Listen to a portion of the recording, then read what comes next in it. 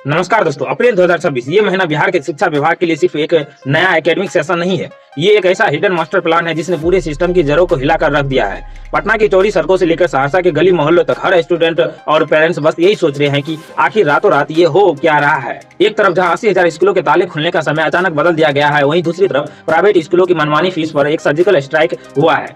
क्या ये सिर्फ एक रूटीन प्रशासनिक बदलाव है या फिर बिहार के एजुकेशन सिस्टम में सच में कोई बहुत बड़ी अंदरूनी सफाई चल रही है? आइए आज इस मिस्ट्री से पर्दा उठाते हैं। सबसे पहले बात करते हैं उस दिमाग की जिसने सिस्टम को अंदर से खोखला कर रखा था, यानी कि घोष टीचर की। वो भूतिया शिक्षक जो कभी स्कूल गए ही नहीं, लेकिन सैलरी हर महीने उनके अकाउंट में पहुंच रही थी।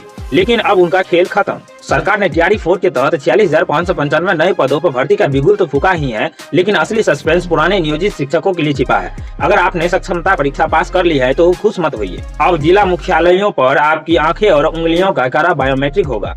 मतलब जो असली है वही बचेगा, बाकी सब हमेशा के लिए आउट। और हाँ, नए कैंडिडेट के लिए वन टाइम रजिस्ट्रेशन का एक ऐसा डिजिटल चक्रव्यूह बना दिया गया है जिसमें फ्रॉड की अब कोई गुंजाइश ही नहीं बची है। अब जरा ठहरिए और सोचिए, क्या कभी मौसम ने आपकी पढ़ाई का टाइम टेबल तय किया है?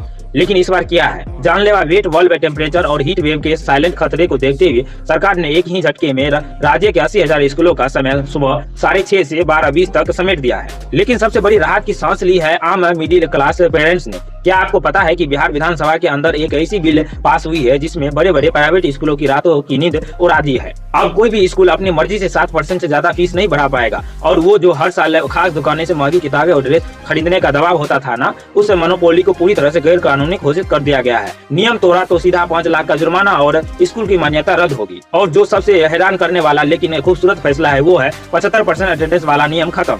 अब 2.5 करोड़ से ज्यादा बच्चे को साइकिल और यूनिफॉर्म के पैसे सेशन की शुरुआत में ही मिल पाएंगे। इसके पीछे का लॉजिक सीधा है, बच्चे के पास साइकिल और कपड़ा होंगे तभी तो स्कूल पहुंचेंगे। इसके साथ ही एजुकेशन की क्वालिटी को बनाए रखने के लिए मदरसा बोर्ड को भी अब सरकार सीधे अपने कंट्रोल में ले सकती है। तो दोस्तों, क्या आपको लगता है कि ये बायोमेट्रिक स्कैन, फीस पर लगाम और डिजिटल स्मार्ट क्लासेस बिहार को वापस अपना पुराना शिक्षा का गौरव दिला पाएगा, या ये अब सिस्टम की फाइलें में कहीं खो जाएगा? अपनी बेबाक राय कमेंट में जरूर बताएं। वीडियो पसंद आया तो लाइक, शेयर और सब्सक्राइब करें। जय हिंद।